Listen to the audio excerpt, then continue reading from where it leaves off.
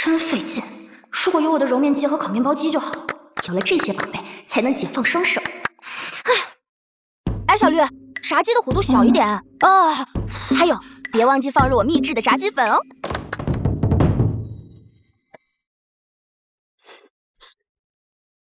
小姐，你的炸鸡。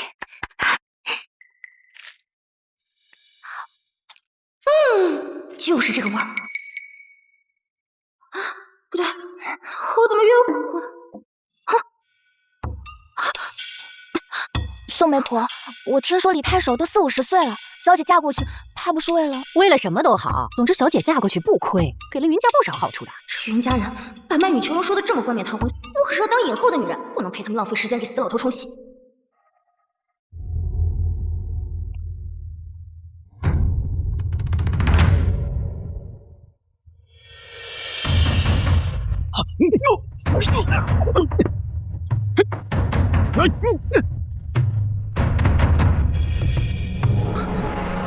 殿下，二皇子的人把无极大师找到的阴骨盗走了，说是没有阴骨，您体内的玄骨虫恐怕就……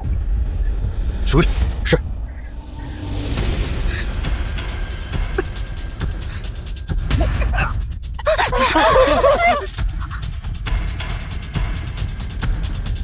殿下，阴骨就在此。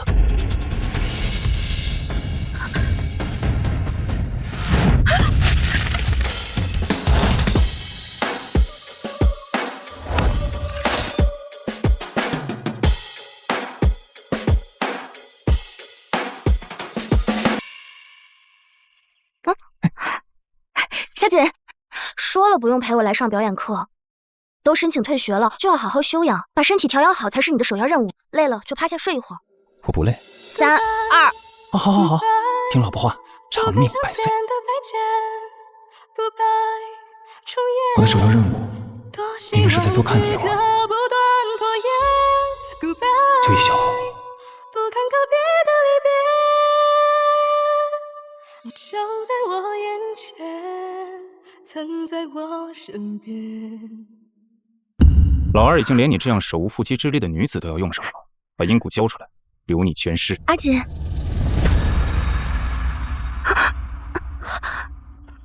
它已是阴骨的宿主。阴骨的宿主是什么？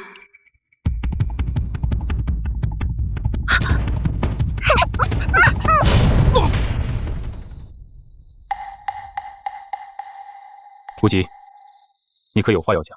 恭喜殿下，阴骨已经寄生在刚刚那位女子体内，如今只有与那位女子交合，才能化解你体内的阳骨，长命百岁。但您一旦和宿主距离过近，神智恐怕会受到蛊虫影响，对其产生亲近之意，恐乱您心智，还望殿下多加小心。殿下，您原是8位皇子之中继承皇位的最佳人选，若不是中了蛊毒，恐怕皇上早已让您继承皇位。如今劫蛊在即，却又横生变故，无妨，那就找到此女。不知此女有何特征，属下好尽快找到。今日她大婚。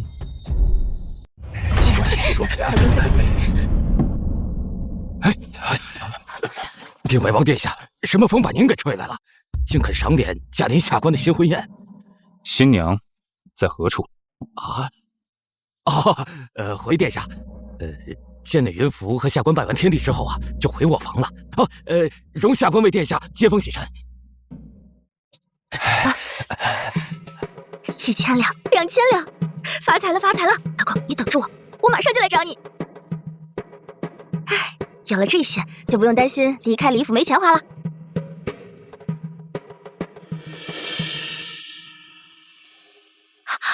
你怎么来了？他果然不记得我了。你怎么了？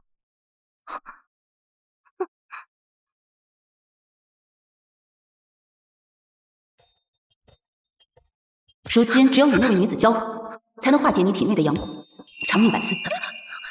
但您一旦和宿主距离过近，神智恐怕会受到蛊虫影响。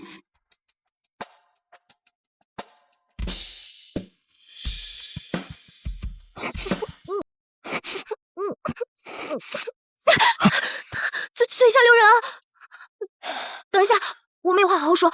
你是要劫财还是劫色？如果你是要劫财的话，我们可以互分的。你如果是要劫色的话，劫色。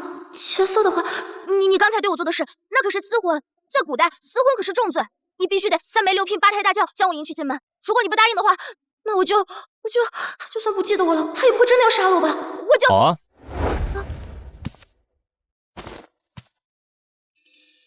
你要名分，那明日我便去云家提亲，将你风风光光的迎娶进门。那你可得早点来。对了，你什么身份提亲？我家人一心想拿我讨好太守，他们肯定不会轻易答应的。明日提亲时，你自然就知道我是谁了。恭喜殿下，贺喜殿下！只要您与此女子同房，化解了蛊毒，那么登基之事自然也就水到渠成了。不过，臣不得不多嘴一句，您的阳骨天生克耗阴骨，他已然是宿主，一旦同房，定会严重损伤他的体魄，轻则沦为残废之躯，重则他会命丧黄泉。那就给他风光大葬。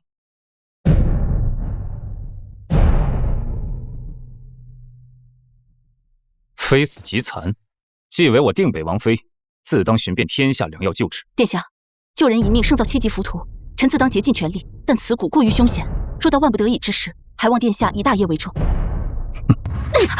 你这个伤风败俗的逆女，竟然还有脸进入我云家大门！你超雄啊，动不动就动手打人，如果不是计划赶不上变化，我才不会踏入云家大门呢。妹妹，你在新婚之日当着新郎官的面爬上了野男人的床，如今还被夫家给退了回来，品行如此淫乱，简直是把我们云家的脸都丢尽了。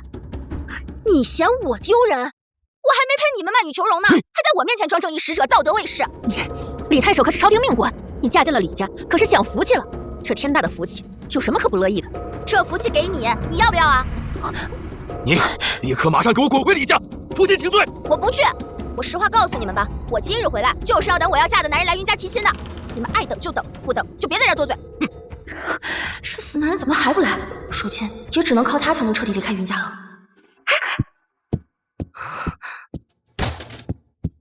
幼女云凫新婚夜里与外男苟合，不知廉耻，有辱门风。按照我们云家家规，处以陈堂处置，以警后人。你们来真的？你听我说，他承诺过的，今日一定会来提亲的，到时候一定会给云家一个名正言顺的交代的。住口！一个没钱没权的狂徒也配来我云家提亲？你以为什么样的男人都能做我云家夫婿吗？要知道，你姐夫乃五品工部员外郎，效力于当朝之中权力滔天、一人之下、万人之上的定北王殿下。不错，总不能因为这个不顾家风的贱人，而脏了我们在定北王殿下心里的声誉，而毁了我们大好前程。父亲，赶紧把这个小贱蹄子进毒楼陈堂。放手！我是被冤枉的，老公，你再不来，我就要被抓进陈堂了。我告诉你，我未婚夫杀人如麻，你要是敢杀我，他一定不会饶过你们的。你还敢提那个野男人？我跟谁敢动他？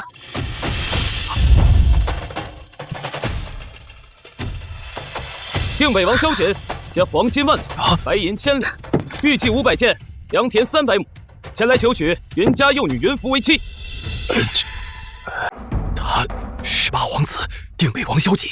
什么？他就是全京城女子的春闺梦里人，全京朝野的定北王殿下。不知定北王殿下驾临寒舍，有失远迎，还望殿下恕罪。他竟然是定北王！谁给你们的狗胆子，敢对本王的王妃大不敬？王妃，你真的是八皇子，就是他们说的定北王萧瑾。都说定北王殿下清心寡欲，府上一个侍妾都没有，怎么偏偏就看上了云凫这个小贱蹄子？而且定北王是最有可能继承大统的，那云凫日后岂不是就能当皇后了？当皇后？不是吧，我演皇后的表演梦在这里实现了。本王今日前来，本是要给你们云家送聘礼，迎娶云凫，谁知你们竟敢欺辱她，欺辱本王王妃，该当何罪？殿下饶命！殿下饶命！殿下饶命！殿下饶命！草民不知您要迎娶她为正妃呀！殿下，是我们错了，我们不该对王妃不敬。赵林，把他们拖下去，进猪笼。殿下饶命！殿下饶命！殿下饶命！阿福，求求你，给爹说个情吧。殿下，他们毕竟是我的家人，血浓于水，我求你放过他们吧。求我？你的诚意呢？我去，他撩我！你想怎样？淡定就淡定。说了要娶你，回府完婚。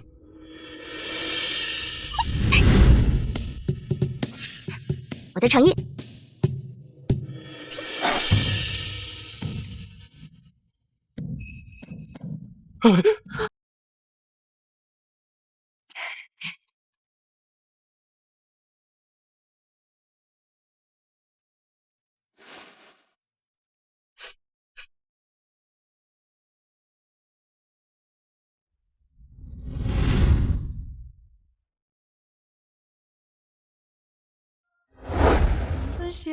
分享有你的世界，余生续写的诗，每一笔都是你的名字，再重来一次也会记得爱你这件事。哇，小姐，西装好适合你啊！亏了亏了，我以前都没见你穿过。那我以后天天穿给你看。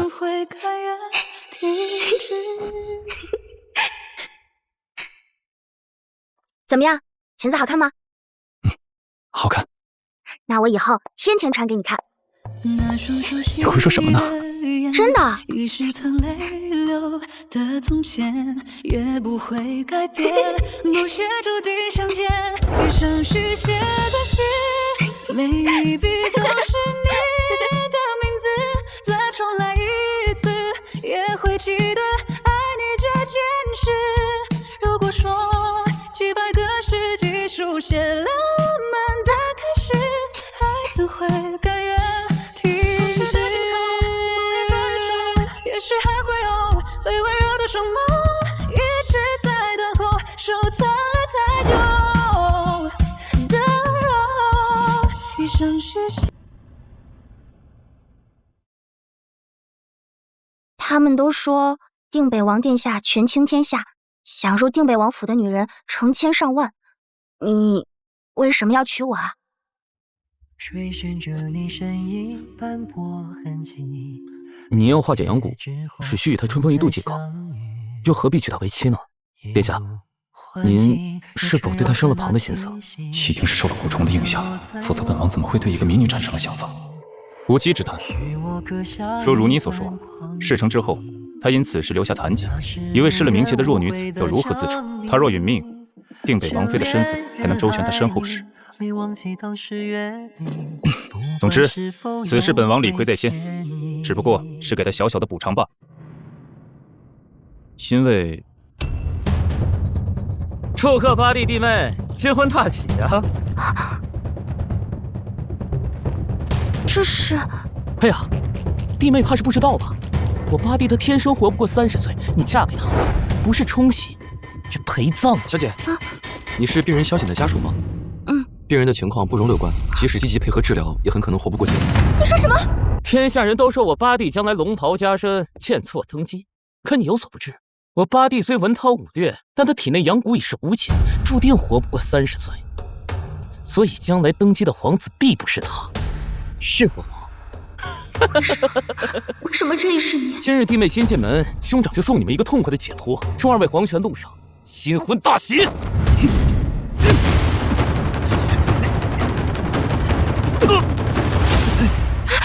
少姐，少姐，爸，阳谷怎么偏偏在这时候发作？一个将死之人娶妻做什么？白白浪费这么好的美人。我八弟他蛊毒入骨，必死无疑。你若改嫁本王，本王将来剑座登基，你就是母仪天下的皇后，你是否愿意弃暗投明？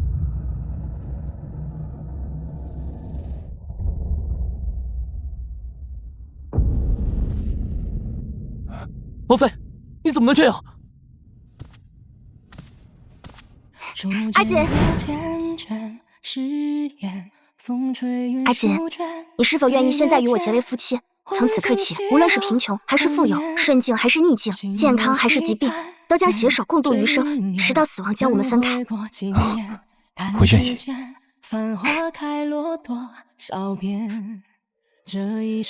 我又后悔了。我不要现在的富贵名利，也不要什么幸福坦荡，我只要你健康。留一片桃花纪念了却浮生缘，眉目间还有我的思念。一寸土，一年墨，一花一树一滩土，青石中爱遍开在迷途。往前路，往旧物，往心，往你，往最初，花瓣般留在爱你的路。皇天在上，后土为证。我云浮驾驭萧瑾，今日一诺生死契阔。你给我听好了，我云浮是萧瑾3媒6聘娶来的正妻，礼仪继承，我这辈子就都是他的人了。而你所说的每一个字，每一句话，我云浮不稀罕。你个贱人，白给的富贵不要，不识抬举。听闻二皇子为了争夺皇位，无所不用其极，贿赂百官，横征暴敛，弄得民不聊生。而萧瑾即便有疾在身，依然文韬武略，治国有方。就你这样贪婪且无能的废物皇子，有什么资格能与他相提并论？你找死！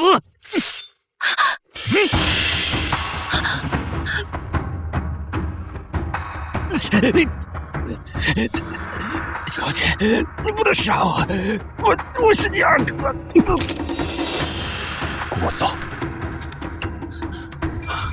殿下，殿下，殿下，姐姐，殿下！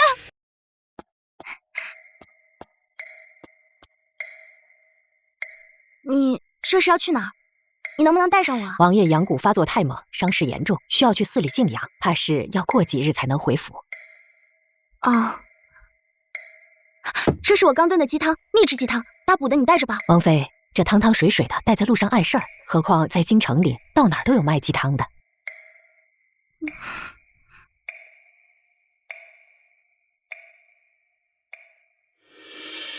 带着吧。是。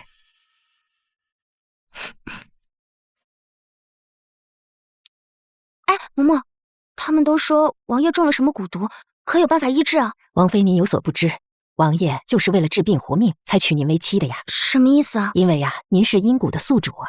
大师说了，只有跟您圆了房，王爷才能化解阳蛊，长命百岁，顺利登基。啊，这是什么不正经的蛊毒啊？那也就是说，我和王爷那个了，他不但能健康长寿，还能顺理成章登上皇位。正是，王爷有您这样一位王妃，是王爷之幸，也是天下之幸。这样就能救他了吗？如果当初萧瑾的病也有这么容易治就好了。殿下，您这蛊毒已经攻入心脉，状况十分凶险，您必须尽快跟王妃圆房，即使这会危及其性命，否则您恐怕就要大限将至。皇天在上，后土为证。我云浮驾驭萧瑾，今日一诺生死契阔。你给我听好了，我云浮是萧瑾3媒6聘娶来的正妻，礼仪继承，我这辈子就都是他的人了。上次让你寻其他方法，可有找到？臣自当尽力，保王爷王妃2人无恙。可王妃不过一介民女，命比鸿毛，而您是必将继位的真龙天子，命比太善。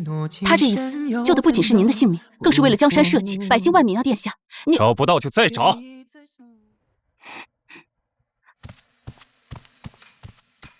这几日见他闷闷不乐，去库里寻些珠玉，他向来喜欢这些。不过库里的金银藏品太多，总要拣选一些才是。您想要什么样式的？让他挑吧，只要是他喜欢的。王妃，王爷说婚礼那日筹备不周，所以多送些聘礼给你作为补偿。这1001件才配得上王妃您的体面。这些啊，都是库里珍藏的宝物，喜欢哪一件您随便挑。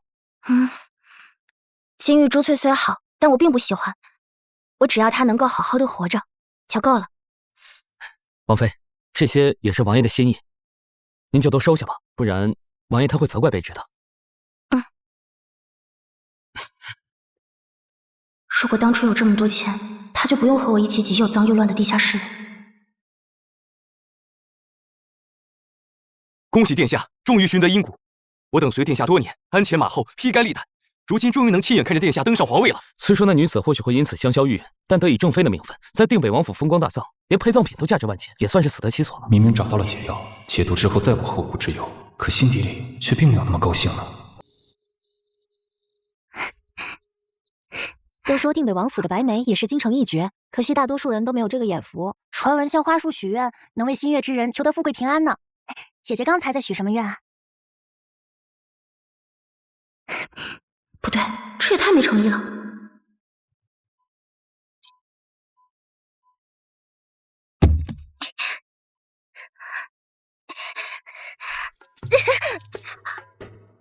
好像是王妃院子里的方向。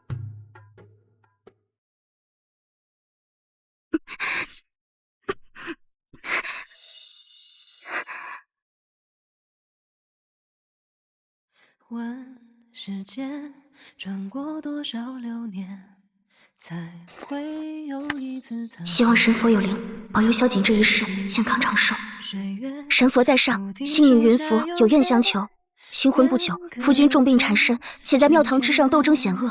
夫君内有痼疾搓磨，外有豺狼环伺，星女心中担忧至极，却无力匡扶一二，遂在此奉上万金香火，求告神佛。一愿夫君健康长寿，无病无灾；二愿夫君与世无争，事事平安；三愿我与殿下举案齐眉，白头到老。而你在眼前，怎拂去眷恋？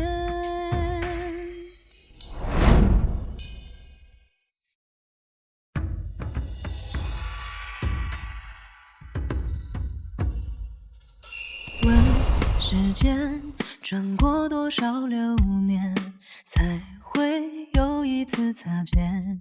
殿下，是臣无能，未能找到万全之策。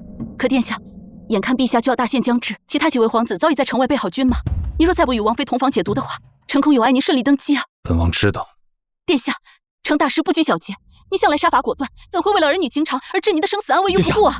您带着兄弟们卧薪尝胆10年，历经艰险，如今终于能得偿所愿，不仅获得这救命的解药，更是能名正言顺地登上皇位。殿下，切不可因为一介女流，就将这10年的心血付之东流啊！殿下，兄弟们追随您出生入死10年，就盼着您荣登帝位的这一天。如今您却为一介女子心流妇人之人，陛下，其余诸子皆心术不正之辈，这万里江山若拱手他人，是怕有天下大乱，置万民于水火呀！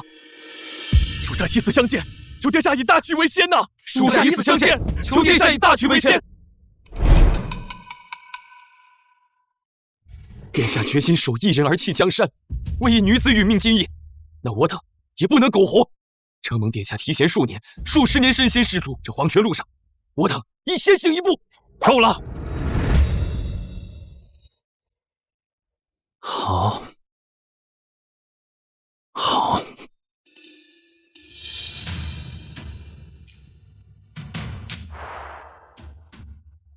人民灼热的眼眶，深藏有记的过往。举手拈一缕月光，陪你路遥寒夜长。千里飞霜人断肠，烽火狼烟淡了斜阳。殿下，您回来了。老夫，你这是在做什么？这是我们的洞房花烛宴。小姐，这次我一定要救你。我已经知道了，只要和我圆房，就能救你的命。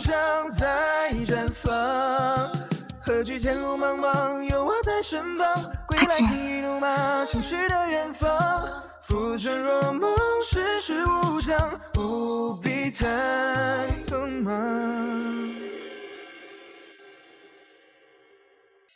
我们那天还没有喝交杯酒。好。看人间烟火，欣赏救不得。这一程一程，恍若一朝暮。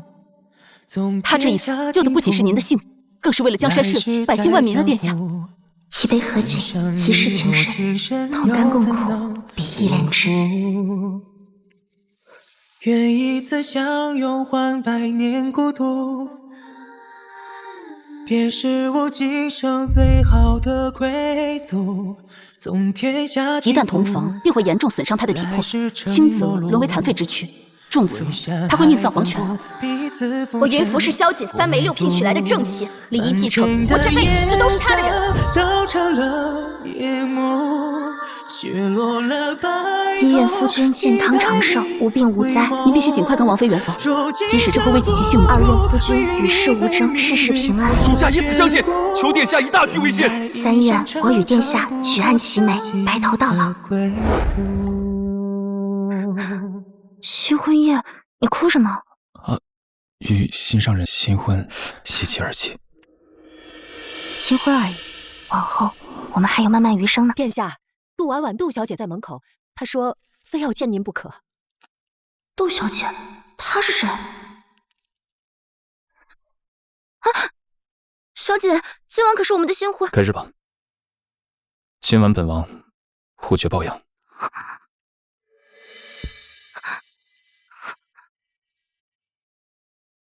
杜小姐究竟是谁啊？萧景为了她连毒都不接了，难道是他喜欢的人？怎么本小姐一来，景哥哥就出去了？快说，他去哪儿了？本小姐要见他。杜小姐，王爷让老奴转告您，他说已经娶了妻室，让您以后不要再来王府了，免得王妃误会。什么？他何时娶的妻啊？本小姐可是皇上钦定的定北王正妃，我倒要看看是哪个小贱蹄子，居然敢跟我抢景哥哥！殿下，您的蛊毒已显出死相，臣只能违背天道，用戒兽之法为您续了7日的阳寿。不过，您不是决定今晚与王妃圆房了吗？怎么又改变了主意？7日之内，找到能让云浮活下去的办法。殿下，您是对王妃动情了吗？是又如何？阴阳结合，必有一伤。一旦圆了房，王妃就必定会有性命之忧，阴蛊会扰乱阳谷宿主心智，还望殿下三思。只要殿下蛊毒一解，便会发觉所谓情义不过云霞遮掩。无极，我的麾下从来不养闲人。明白。近日臣发现了一个办法，只是过程十分凶险。哎，听说昨夜王爷未行房就走了，一夜未归，这床铺上连落红都没有，怕是真的了。你还没听说吗？皇上把皇后娘娘的亲侄女，也就是杜婉婉小姐，指婚给了王爷。王爷定是为了杜小姐才不肯碰她的呢。怪不得呢，这杜小姐不仅和皇后同宗，与王爷也是青梅竹马。我要是王爷呀，一定也会为杜小姐守身的。难道我来晚了吗？这一世她已经有喜欢的人了。算了，婆婆也没说过这一世她还会爱上我。只要她健康平安，就算心悦他人，也比上一世好得多了。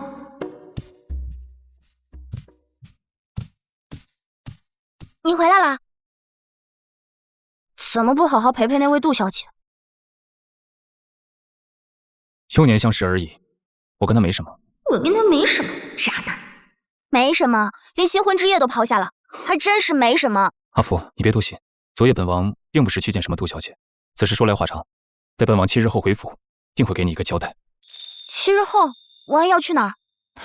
阿福，你就安心在府里等着。奇怪，他这是去哪儿？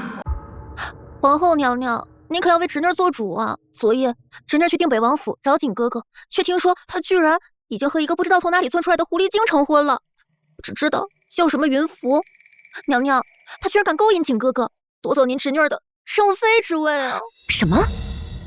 你可是本宫的亲侄女，是皇上亲自下旨赐婚给八皇子的正妃。云浮，连个名字都没听过的野丫头，竟敢如此放肆，气到你的头上！张公公，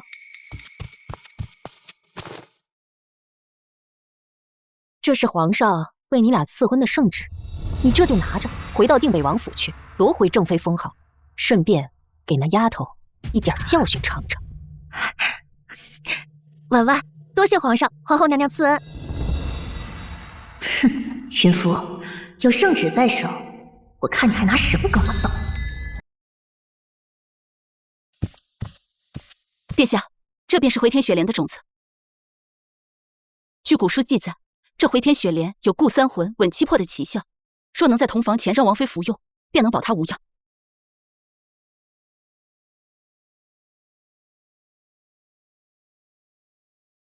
太好了，有了此物，我和云浮便都能活下去了。不过，要想这回天雪莲开花，必须得以真心之人的心头血浇灌滋养，整整7日，不可间断。心头血，既然这雪莲能救阿福的命，剜心取血又有何妨？拿刀来，本王要取血。殿下，万万不可呀！这取心头之险本就凶险万分，况且还要连取7日，您千万不能为了救王妃，弃自己的性命于不顾啊！是啊，殿下，即便您愿意用心头血滋养这回天雪莲的种子，但7日过后，它是否能生根长出雪莲，还要看献祭人的诚心和缘分。若缘分未到，不仅救不了王妃，还会严重损伤您的身体。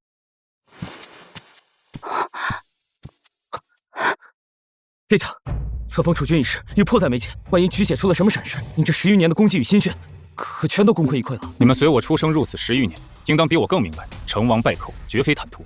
若说我萧瑾是天命所归，那这一次，天命也一样会站在我这里。本王心意已决，拿刀来。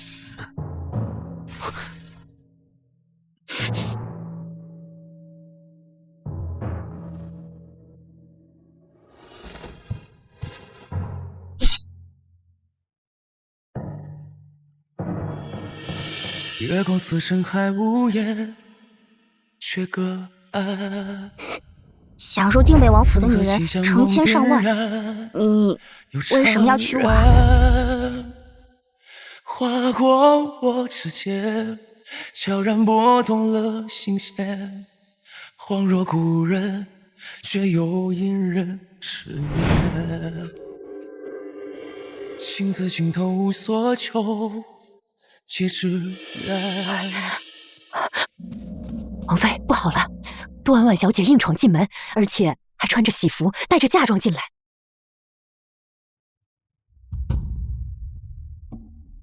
你就是杜婉婉？大胆贱妾，见到我们定北王妃，竟敢不行参拜大礼！你是定北王妃，那我是谁？哼！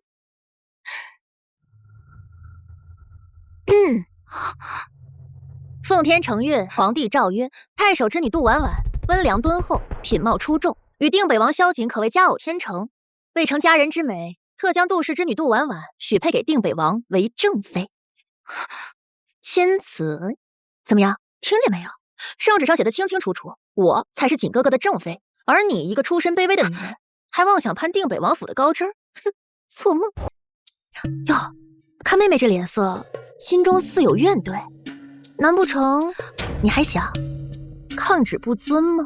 不敢，只是这赐婚圣旨理应由殿下来接，不巧这几日殿下外出，妾身也无权替他做主。无妨，原本这圣旨就是瑾哥哥向皇上求来的。你说这圣旨是萧瑾求来的？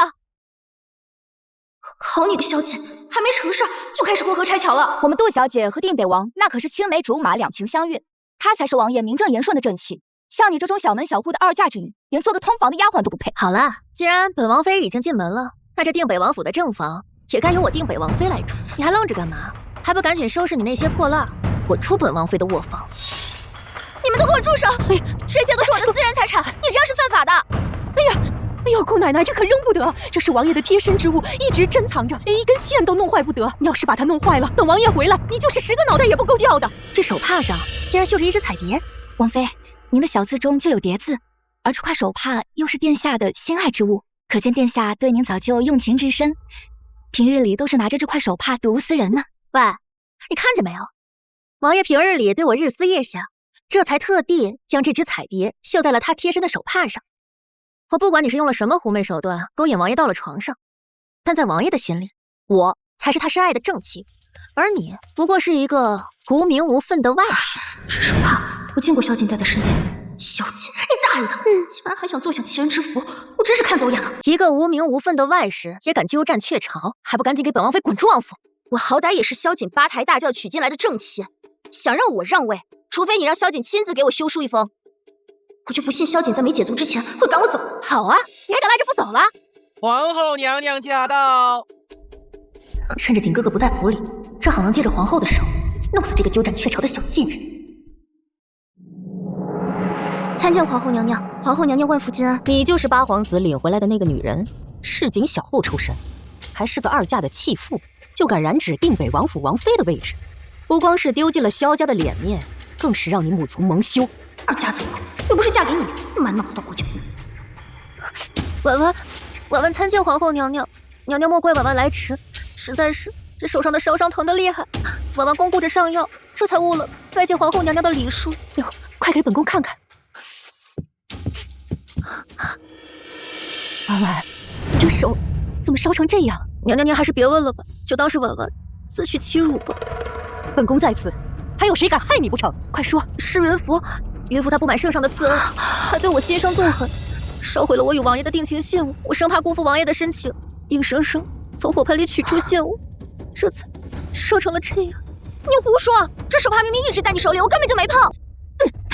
本宫面前还敢顶嘴？跪下！正妃说话也轮得到你一个外室插嘴？本宫知道你使些下流手段魅惑了定北王，没想到你比我想的还要嚣张，还要恶毒。就因嫉妒婉婉的王妃之位，就对她极尽的侮辱虐待，甚至烧毁她二人定情信物。你若想活命的话，就从这里滚着离开定北王府。我不能走，我还要给小景治病。只有跟您圆了房，王爷才能化解阳谷，长命百岁，顺利登基。回娘娘，我自知身份低微，配不上王爷，但是我与王爷有一事未了，在王爷回府前，我绝不离开。真没想到，只过了短短5日，这回天雪莲竟长出了花苞，真是千载难逢。可见殿下心中一片赤诚，定能得偿所愿。殿下，你已经连续驱邪5日，已是元气大伤，再这么下去，恐有性命之危啊！本王的身子，本王清楚，不必你说。不好了，殿下，王妃在府里出事了。什么？我与王爷还有一件私事未了，在王爷回府前，我绝不会离开。娘娘，你看他，一个外室，仗着自己有几分下流的本事，就死皮赖脸的赖在王府不走了。看来婉婉这辈子注定是当不了王爷的妻子了。与其这样被一个外室羞辱，不如现在就以死明志。哎，你是本宫的侄女，更是皇上为定北王府钦点的王妃，怎能让一个外室骑到头上？好，你不是不滚吗？从今往后，你想滚也滚不了。今日本宫就要替王妃做主，好好教训教训你这个不懂规矩的贱人。来人，给我上刑罚！你是王妃，管束姬妾是你的职责，理应由你来亲自管束，教教这个贱人规矩。婉婉，你来上刑罚。既是皇后娘娘懿旨，婉婉无有不遵。你们不能这样对我，欲加之罪，我于夫不认。小贱人，等我把你打得皮开肉绽，看你还怎么勾引景哥哥。小姐救我！敢动本王的王妃，找死！小姐，婉婉可是皇上指婚于你的正妃，而她只是一个见不得人的侧室，你居然为了一个外室如此欺辱你的正妃？不知母后是从哪儿道听途说，阿福是本王的外室，她是我的正妃。景哥哥，婉婉知道你是一直心悦于婉婉的。你看看，你一直贴身珍藏的这只帕子，上面绣的这只蝴蝶，不就是拿来思念我的吗？只可惜，我们的定情信物被烧成了这样。谁烧的？是本王再问一遍，是谁烧的？是元福，明明是你自导自演。殿下，我虽然自知出身寒微，不配争这正妃之位，但我也绝对不会做出插足别人感情的事情。只要你一句话，我绝不纠缠。夫人以为这是我和杜小姐的定情信物，不然呢？景哥哥，你这是什么意思啊？夫人，你还真是贵人多忘事啊！这是你我初见时的信物。难道是那天？这是你和我之间的定情信物。他竟然把我和他出狱的信物贴身携带，难道是我误会他了？小姐，你简直胡闹！景哥哥，他到底给你灌了什么迷魂汤？你怎么能这么对我？你不要以为今日母后在此，本王就会顾及情面迁就于你，她才是本王明媒正娶的正妻。至于你，本王从未对你动情，是你一厢情愿，一意孤行，还来本王的府上，折辱本王的王妃。娘娘，你看他放肆！我不知道这女人给你灌了什么迷魂汤，但赐婚圣旨在此，命婉婉与你即刻成婚。这贱人不懂事，难不成你也要抗旨？哼，赐婚？看清楚了，上面清清楚楚的写着，命你即刻与婉婉成亲。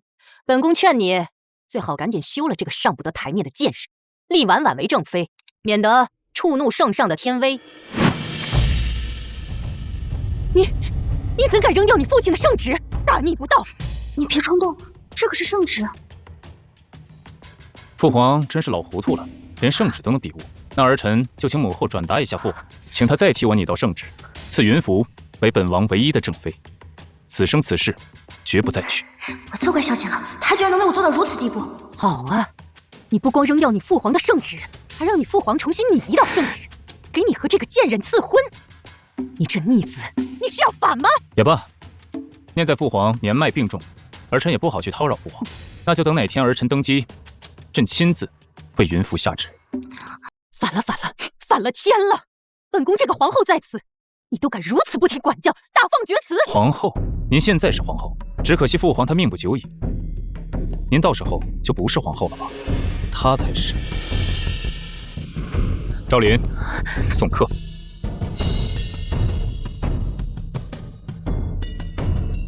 请吧，杜小姐，皇后娘娘。哼！云浮这个小贱蹄子，到底是用了什么见不得人的手段，让八皇子对他如此鬼迷心窍，连皇家的体面都不顾了？娘娘，景哥哥他以前从不是这样的，他的眼光那样高，怎么可能会看上云浮那种出身下贱的二家女？娘娘，这其中一定有什么见不得人的蹊跷。张公公，在，你去给我好好查查，云浮这个女人到底是个什么底细？是。八皇子定北王萧瑾到。儿臣参见父皇。想不到啊，真等到临死前这一刻，老大和老七还是一群碌碌无为的酒囊饭袋，唯一能担得起这帝王之位的，也只有老爸你了。可是很快就是你30岁生辰了，你这蛊毒……请父皇放心，儿臣已经找到解药，这几日便定会痊愈。儿臣定能接任大统，与江山同岁。是吗？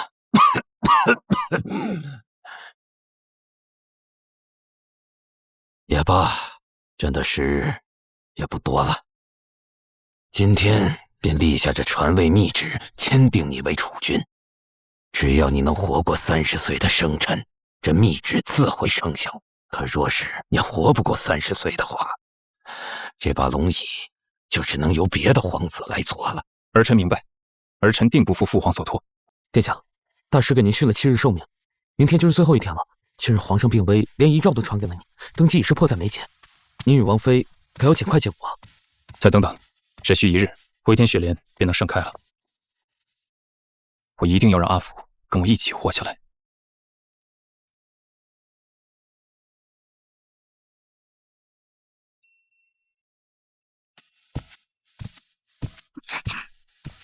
偷偷藏什么呢？不给你看。给本王看看。不给你看。不给看，不给看，本王可就……好好好，那我给你看了，你不能笑话我。本王怎么会笑话你呢？那你先回答我一个问题，不准撒谎，否则我就离家出走，走得远远的，让你再也找不到。什么问题？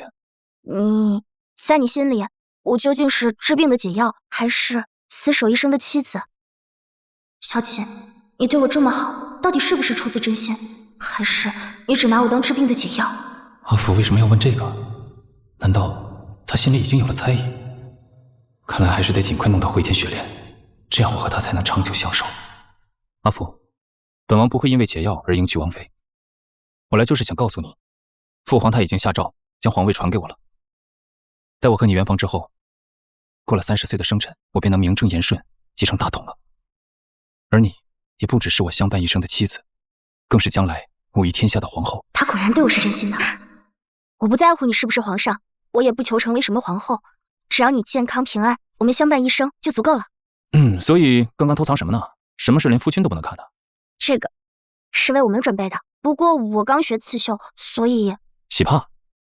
他们说新娘子亲手绣的枕巾铺在枕巾上，与夫君同榻而眠，便如交颈鸳鸯。古人云：“100年修得同船渡，1000年修得共枕眠。”寓意着夫妻情深，白头偕老。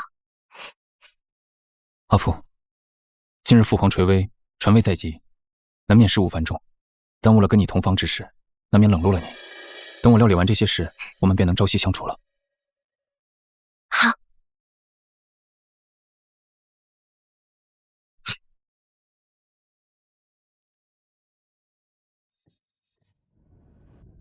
皇后娘娘，云浮就是阴谷的宿主。什么？云浮竟然是阴谷的宿主？萧瑾这小子瞒得还真是密不透风。可就算他体内的阴骨能救瑾哥哥的命，那又如何？还不是一个出身下贱的二家女。何况他圆房之后必死无疑，瑾哥哥拿他当解药也就罢了，又何必娶她为妻呢？为了这个女人，萧瑾竟然不惜剜心头血来浇灌雪莲，看来他对这个女人是动了真心了。娘娘，我也想要瑾哥哥健康长寿，可若是瑾哥哥对那贱人动了真心，日后还要把他娶进家门，百般维护，那我怕是这辈子都做不了皇后了，娘娘。本宫倒是有一计，能弄死那个贱人。等他一死，你的机会自然来了。你看，此事如此成，下个什么？我到底上。成了，这回天血莲丹炼成了。这丹药的成色出奇的好，可见殿下对云芙小姐一片深情啊。太好了，云芙的命终于保住了。殿下，昨夜先皇驾崩，您这7日的寿数也已告捷，继位之事迫在眉睫，您还是尽快跟王妃结骨。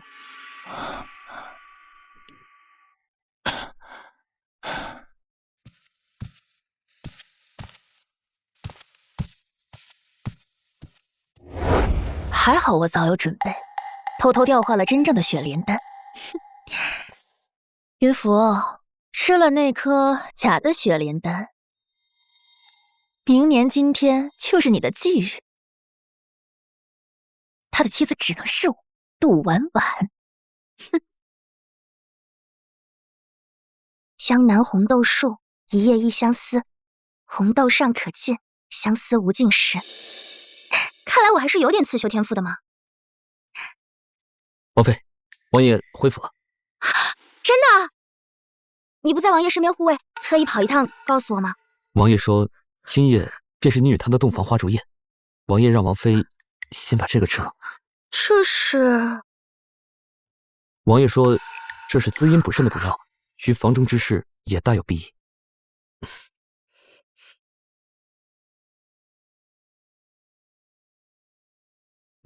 不正经。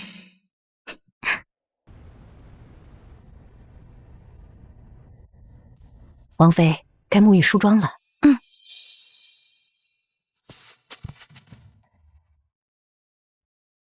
人民灼热的眼眶，是每一度的过往。几少年一缕月光，陪你路遥像夜车。哎，嬷嬷，给我吧，我来准备。烽火狼烟淡了斜阳，江湖杯酒味，只盼旧人无恙。玄阳内经，这大师给他看病的书。中阳谷之人，命不过30，唯有阴谷才可克制。倘若阴谷以人为宿主，方可与之同房才根治。然则阴阳相克，同房之事对阴谷宿主损伤极大。轻则沦为残废，重则命丧黄泉。王妃，王爷说婚礼那日筹备不周，所以多送些聘礼给你作为补偿，这1001件才配得上王妃您的体面。若能得其这些，财富无上，则疗愈之效更佳，可保永世无虞。赐云芙为本王唯一的王妃，今生今世绝不再娶，而你也不只是我相伴一生的妻子，更是将来母仪天下的皇后。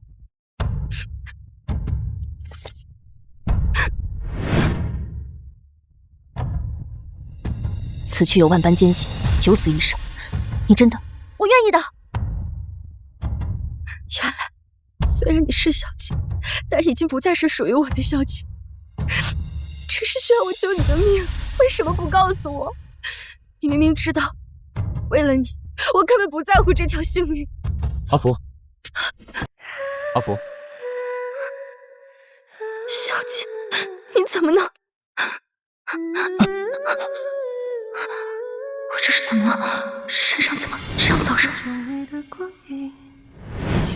小姐，明明都已经欺瞒我到这个份上，为什么还要给我下这种药？我一介无权无势的弱女子，也值得你忌惮至此吗？这一世的确是注定的九五之尊，够多疑，也够无情。阿福，今夜过后，我就要登基为帝了，而你，则是至高无上的皇后。这样也好，明天你荣登尊位，我也死而无憾。闪烁的风景，化随你转命运，此生无畏天意，像你我那最初的相遇，刻在心底。王妃云氏，与朕相识于结发，生死与共，恩爱不渝。着册封为后，为6宫之主，天下无疑。情深所至，再无另决。小姐，其实我已经比曾经幸运，至少这一次还能救你。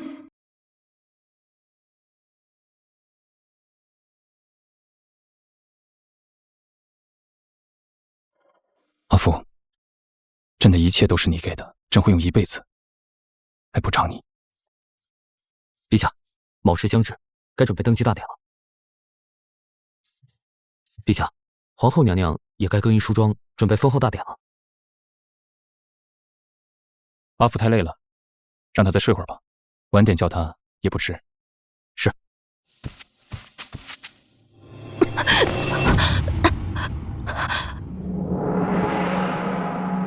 皇后应当梳妆完毕了吧？派朕的龙辇去迎接，朕要和皇后同城。皇上，皇上，皇上！皇后娘娘她出事儿了！阿父她怎么了？娘娘她……说怎么了？娘娘她是变天了！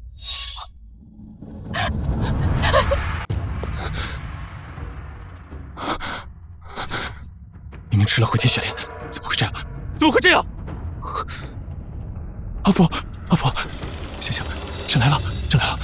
朕知道你性子顽劣，还等着开玩笑。你先起来，朕既往不咎。阿父，阿父，陛下，出去。皇后只不过同朕开了一个玩笑。阿父，阿父，阿父，你不是说过要和朕白头到老的吗？你为什么食言？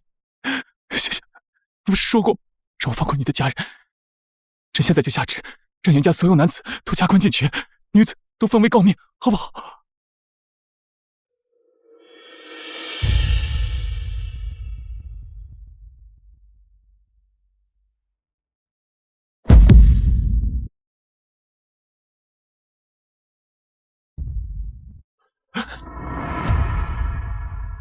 陛下，出去！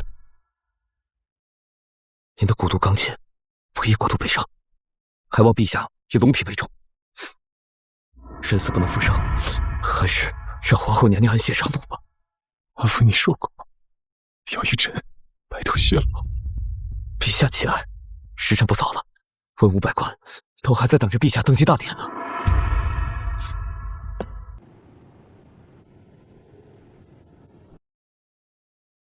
我不在乎你是不是皇上，我也不求成为什么皇后，只要你健康平安，我们相伴一生就足够了。皇上，您才继承了先皇大统，朝上还等着文武百官，您肩上还肩负着江山社稷。传朕口谕，皇后昨日偶染风寒，奉体抱恙，封后大典暂缓。再以轻骑快马赴兰阴寺请无极大师为皇后看病。是。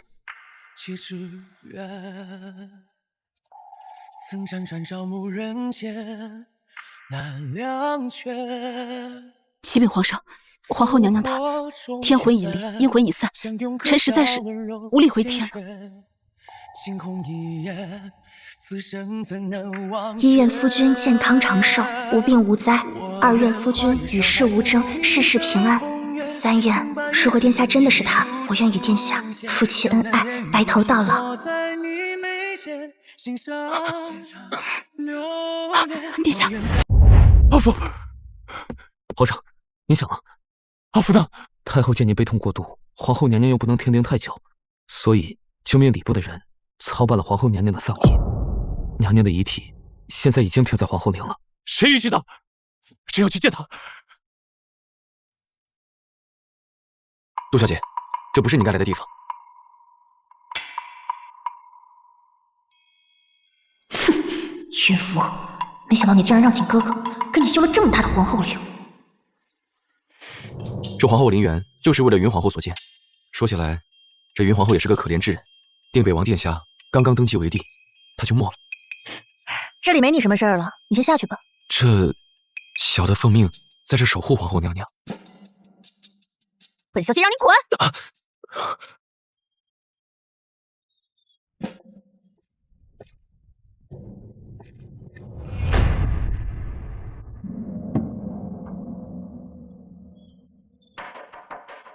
云福敢跟我抢景哥哥，我让你死不安宁！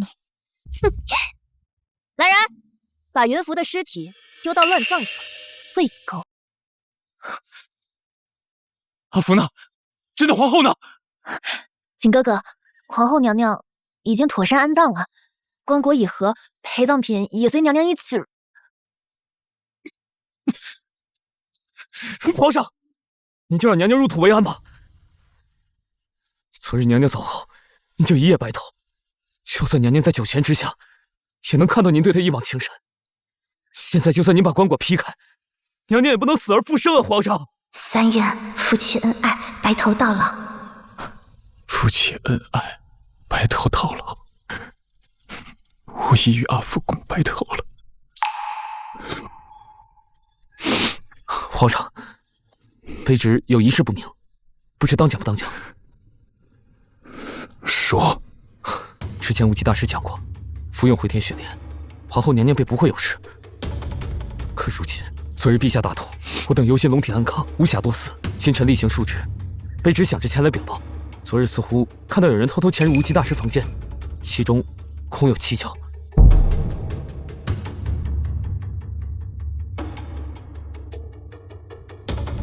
立即查明，不得放过任何蛛丝马迹。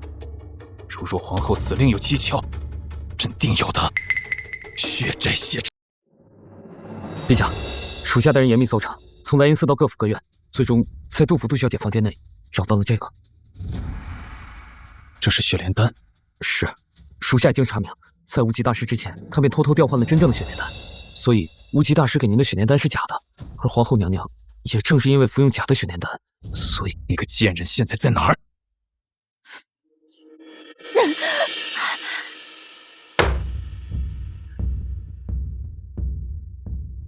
景哥哥，你已经登基为帝，成了这江山的主人，不过是死了一个云符，值得你为他一夜白头吗？大胆！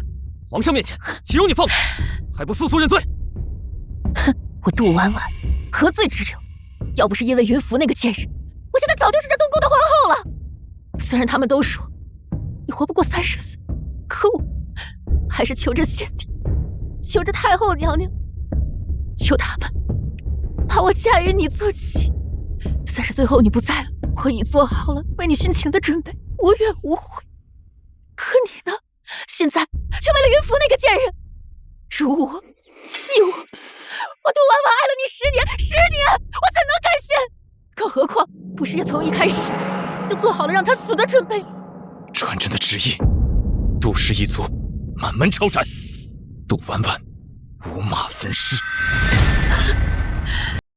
来，把药喝了。婆婆，别看了，先喝药，药凉了就不好了。为什么你会在这儿？为什么？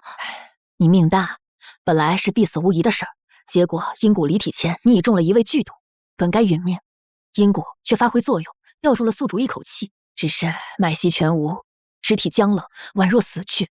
原本若是这期间你被人下葬，那即使几日后药性化解，你再次醒来，也不过是被活埋地下，继续等死罢了。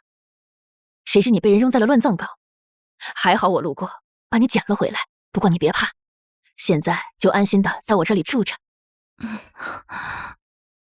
没错，一旦圆房阴蛊宿主非死即残，小姐又怎么安心我残了而非死了？这样步步为营，还要费尽心机再送我一枚毒药，真是可笑。这事儿我也有责任，没有和你把风险说清楚。来到了这个世界，就等于一切重来。他既是他，也不是他，不但不会记得你，也未必会爱上你，甚至还会伤害你。原来如此吗？哎，姑娘，你怎么了？刘大夫！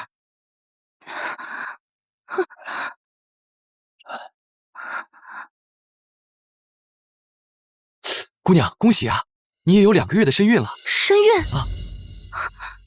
我竟然怀上了萧景的骨肉。大难不死，必有后福。我去给你抓保胎药，你好好休息，别再折腾了啊！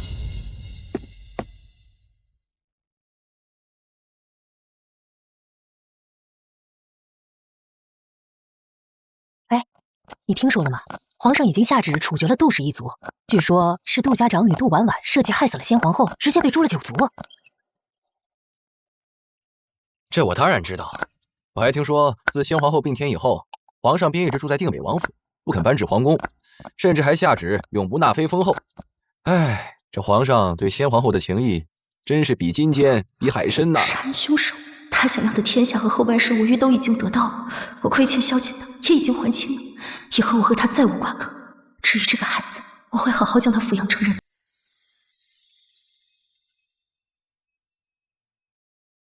阿福，你一定恨极我了吧？7年了，我日日夜夜都在想你，可你却从来不肯出现在我的梦里。皇上，朕叫你来，是想让你再算一卦，算算阿福的三魂七魄究竟去了哪里？朕到底怎么样才能梦见他？是。怎么说？皇上，这卦象显示，有一法子能让您见到皇后娘娘。什么法子？按照卦象所说，这官窍在那回天雪莲。回天雪莲？不错，3日内您必须找到9981朵回天雪莲。至于此地陵寝之中献祭给皇后娘娘的魂魄，再过3日便是100年一遇的7星连珠夜。待到那一夜，9981朵雪莲齐齐盛开之际，您便能在此看到皇后娘娘。此话当真？只是你也知道，这回天雪莲极其稀有，全天下也不过100株，而3日后的7星连珠夜更是100年一遇，不可错失。因此，你想要见到皇后娘娘，无异于登天之难。只是这次机会一旦错失，您就再也见不到她。只要能让朕再见到阿福，便是18层地狱朕也闯了，何况这9981株雪莲呢？赵林，属下在。昭告天下万民，凡是能奉上回天雪莲者，1株赏1000两黄金。3日内必须把9981株雪莲一个不差的送到这皇后陵来。这朵雪莲终于要开花了。神医说，只要集齐9981朵雪莲，娘亲的病就有救了。虽然现在只有1株雪莲，但只要细心努力，一定能救好娘亲的。我的病情好像又加重了。7年前的蛊虫和毒药，虽然阴差阳错让我捡回1条命，却也气虚血亏至尽。现在能陪着欣欣的时间不多了。神婆经常都是来去无踪的，如果我不在了，欣欣又该托付给谁呢？欣欣，欣欣，你又干什么了？娘亲，你是不是又去割血，去教什么雪莲了？我都告诉过你多少遍了，那些神棍的话不可信。我以前教你的诈骗套路，你是一点都记不住啊！娘亲，欣欣不是不听话，神医说了，只有鲜血浇灌的雪莲才能救你的命。欣欣不能没有娘亲，欣欣不能让娘亲病重。欣欣，娘亲不是故意凶你的。娘亲只有你一个家人了，不想你受到一点伤害。你放心，娘亲一定会好好活着，照顾欣欣长大。皇上，已经2日，现在找到多少株雪莲了？禀皇上，臣以万金悬赏天下13州，已寻得80株雪莲，如今还差1株，便能完成献祭之礼。于明夜的7星连珠之时，您便能与皇后娘娘相见了。只要再找到最后1株，找，尽全力给朕找。只要能找到最后1株雪莲，朕可以赐下任何封赏。报！皇上，有消息了。说，有下野之人说，第81颗回天雪莲，他在村子里见过。好，甚好！幸得上天垂怜，朕终于可以和阿福再见一面了。哪怕是魂魄，朕也求之不得。赵林，你亲自去寻来。那最后1朵雪莲至关重要，不能出半分闪失。是。这株雪莲终于开花了。叔叔，还我雪莲！还我雪莲！小孩儿，这是100两黄金，这雪莲我要了。你别走，这是我的雪莲，我娘亲等着这雪莲救她的命呢。你娘亲？你可知这雪莲是要献给先皇后的？你那山宫里的娘亲是死是活，能比得上先皇后的一根头发丝吗？求你了，大人，你把雪莲还给我，我娘亲没了，我也活不成了。小孩儿，这100两黄金足够你们母女花几辈子。9981朵雪莲可是要献祭到皇后陵的。当今圣上爱妻如命，先皇后可是他的逆鳞，若是少了1株，皇上定会龙颜大怒，斩你满门。你和你娘亲可都没命活。你别走，你还我雪莲，还我雪莲！雪莲没有了，娘亲的病该怎么救她呀？9981朵雪莲可是要献祭到皇后陵。9981朵雪莲，皇后陵。娘亲的病刚好需要9981朵雪莲，去了那边，我的母亲就有救了。皇上，如何了？最后一株雪莲已经找到了。太好了，终于找到了。那9981株雪莲都已安全送至皇后陵，今夜便是七星连珠夜，您终于能跟娘娘的魂魄见面了。七星连珠，稍纵即逝，可千万不能耽误了行程。备车，去皇后陵。是。阿福，整整7年的阴阳两隔，我终于能再见你一面了。欣欣，欣欣，这孩子出去捡个柴的功夫又跑哪儿去了？莲妹子，哎，缝衣裳呢？哎，俺刚才在路边看到你闺女了，她让我给你捎句话，说她去什么皇后陵给你找雪莲了。什么皇后陵？自从7年前萧景以为我死后，皇后陵就成了禁地，欣欣怎么会跑到那么危险的地方？她万一有个3长2短，我可怎么办？不行，我得去找欣欣啊！这就是皇后陵，比真的山水还要壮观。是回天雪莲，1朵、2朵、3朵、4朵，真的有9981朵，娘亲的病有救了。皇上，臣刚才观天象，还有1刻钟就是七星连珠了。到那时，9981朵雪莲会齐齐盛开，您就能见到皇后娘娘。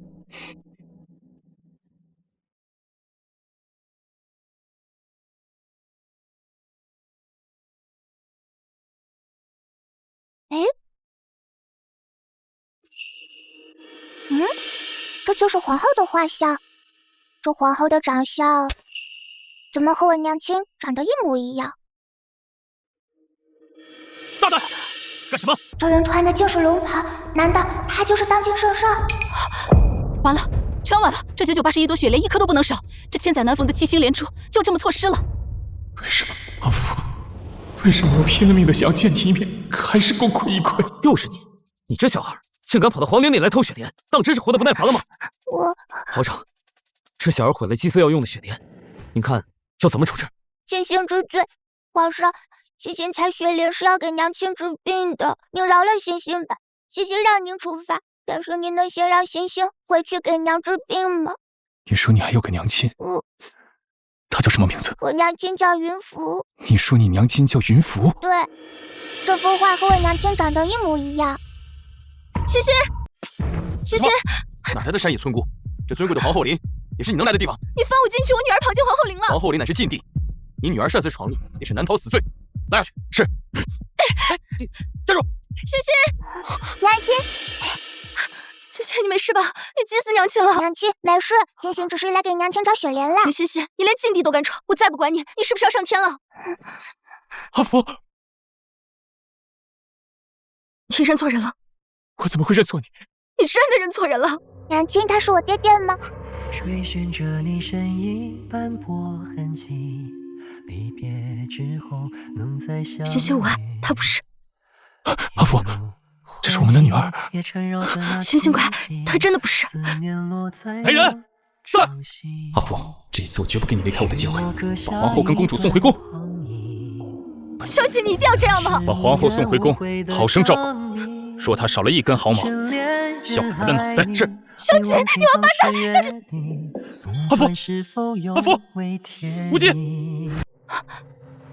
恭喜皇上，皇后娘娘体内的毒蛊已经完全清除，并无生命之忧。此言可真？那为何阿福还是这般虚弱？可能是娘娘生产时伤了身子，好在毒蛊也在娘娘生产时一并排出了。那要如何医治？雪莲丹吗？若1颗不够，朕可以用心头血再滋养回天雪莲，无论其中，朕都不惧。皇上不必担心，娘娘的身体已无大碍，只是这些年流落在外，一人谋生需日夜操劳，生产时身体的亏损迟迟无法补回，只需微臣回去开些进补的方子，调养几日便好。那你快去。是。终有一天重回梦里。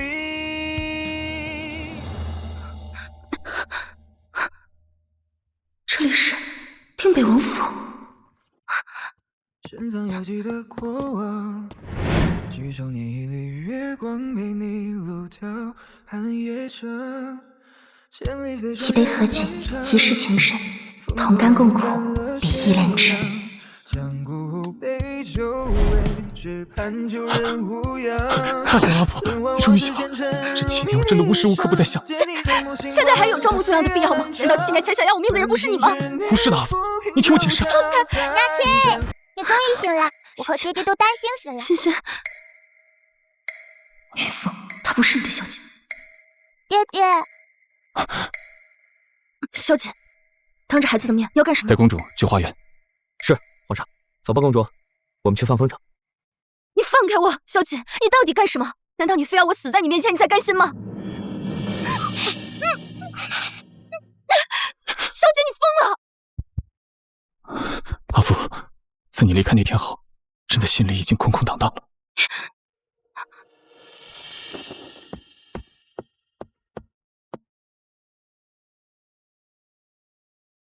阿福，大师说你的身子弱，继续好好调养。欣欣还年幼，就忍心看她小小年纪便日夜为你操心吗？你是我的皇后，入主中宫，无论是太医院的御医，还是这世间的灵丹妙药，我都会给你找来。欣欣是唯一的长公主，我会给你们最好的一切。灵丹妙药，中宫凤位，小姐，你凭什么觉得我需要这些东西？阿福，你听我说，7年前是场意外。够了，小姐。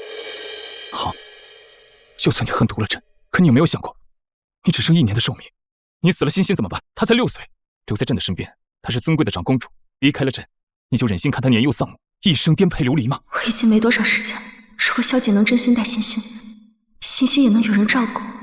可是，我能再相信她吗？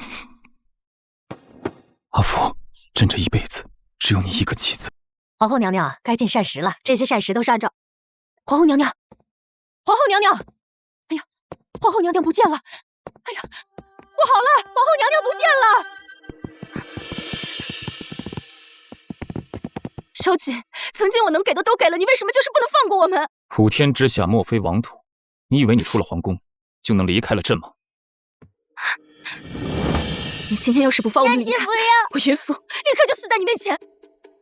好，放你们离开。如果你敢离开皇宫，我就让你女儿给你陪葬。小姐，虎毒尚且不食子，欣欣也是你的女儿啊，你怎么能用她的性命来威胁我？你简直连畜生都不如！3、2，娘亲，我害怕。1。小姐，你真是个疯子！我已经疯了7年了。哎，欣欣，这把匕首虽然没有开刃，但也很危险，以后不许再玩了。好的，爹爹。万一伤到你，爹爹可是会心疼的。还有，欣欣昨晚配合爹爹演的一出戏真棒。不管怎么样，总算把你娘亲留下来了。我知道爹爹费尽心思把娘亲留下来，都是为了治好娘亲的病。欣欣一定会配合爹爹的。欣欣真懂事，你放心，爹爹就算倾尽所有，也一定会把你娘亲的病治好的。可是爹爹，强扭的瓜不甜，你不怕娘亲以后记恨你吗？爱也好，恨也罢，我已经失去他1次了，不能再失去第2次。欣欣真聪明，才学1次就会写自己的名字了。这要是放在现代，一定是清北的好名字。因为人家昨天爹爹叫欣欣写自己的名字，还看到爹爹偷偷写了好多娘亲的名字呢。谢谢啊，皇上对娘娘真是用情至深，这等名贵的雪莲也只是当个寻常摆件供娘娘消遣。名贵？虽然这雪莲花是不多见，但连我们之前住的山沟沟里都能长，真的这么稀有吗？是啊是啊，无极大师说过，这回天雪莲放眼世间也不会超过数百朵，开花则更是困难。如果想要雪莲提前开花，则需要用心头血浇灌7日。不仅如此，献出心头血之人必须以真情祈祷，否则即使心头血流干，雪莲也未必能开花。心头血连续7日浇灌。阿福，你别多心，昨夜本王并不是去见什么杜小姐。此事说来话长，待本王7日后回府，定会给你一个交代。7日后，王要去哪儿？阿福，你就安心在府里等我回来。看尽天光赐予我白的纱。难道萧景离开那7天，真的是用自己的心头血为我滋养回天雪莲？不可能，只要有元芳，他就能解毒。他怎么可能会用这样危险的方法救我？皇后娘娘，奴婢带小公主去偏房睡吧。偏房？为什么？欣欣不是一直和我睡一起的吗？因为皇上今晚要您侍寝。侍寝？是，娘娘，这是皇上的吩咐。您为了小公主，还是沐浴更衣，准备侍寝吧。果然，男人都是这么自私，只会利用女儿来威胁我。可是我不去的话，萧景那个混蛋又要拿欣欣来威胁我了。算了，就当被狗咬了。去吧。来，小公主。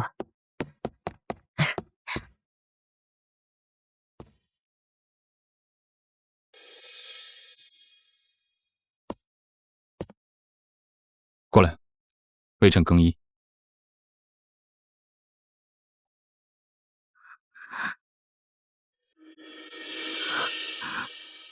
不仅如此，献出心头血之人必须以真情祈祷，否则即使心头血流干，雪莲也未必能开花。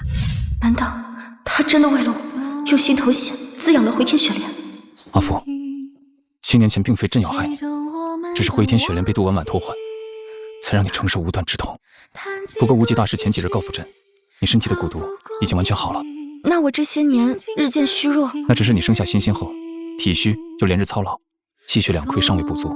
这几日喝的药，就是在调理身体的亏损。悉心照顾，不日便可恢复如初。对不起，阿福，都怪朕没有陪在你身边。阿福，你放心，我以后都会永远陪着你的。阿福，小姐，我们终于可以永远在一起了。人的欲望总是无有穷尽，在切切实实的与你度过圆满的一生后，我依旧躁动，依旧贪心，仿佛过往种种都不足以抚平我心中的渴望和妄想。你是否真的不在了？上天让我实现了许许多多的梦想，如果我此刻许下一个关于你、关于我们的心愿，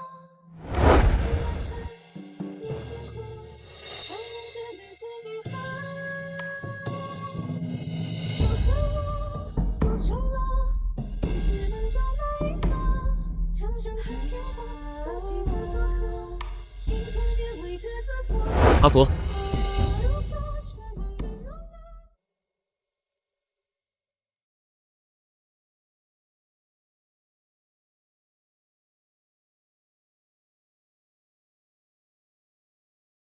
完美，杀青啊！